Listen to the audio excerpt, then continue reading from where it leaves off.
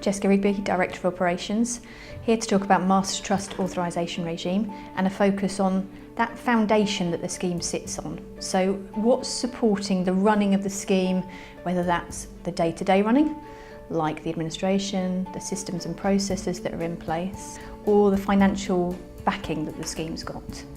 So focusing on systems and processes, this is something that schemes may well have covered with the Master Trust Assurance Framework. So the accreditation, the independently audited accreditation that a number of Master Trusts have already obtained. That's going to tick a lot of boxes for the Pensions Regulator, who I think in reality are going to find that one a difficult topic, one to deep dive. So I think from our perspective, we are going to keep that on our list. We are going to do the Master Trust Assurance Framework, certainly through that application process, to show that everything that we do is robustly checked. If you aren't going through that accreditation, then you need to look at those systems and processes. You need to make sure that they're fully documented.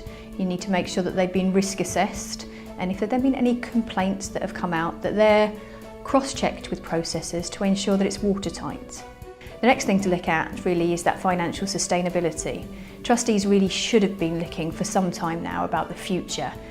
What money is available to keep it running long term, not year to year, not based on projections of hundreds of thousands of members coming into the scheme, but with what you've got in your scheme, can it run, can it operate over the next 5 to 8 years? The regulator may look at a smaller window, but really best practice, I think, you need to be looking 5 to 8 years into the future. What money is there to keep it going? And then to look at your scheme funder, the person that's stumping this money up if the scheme can't actually pay its way with member charges. If things start to decline, where's this money going to come from? What's the strength of your scheme funder and what's their business plan? So trustees need to be looking to their scheme funder and getting evidence as well.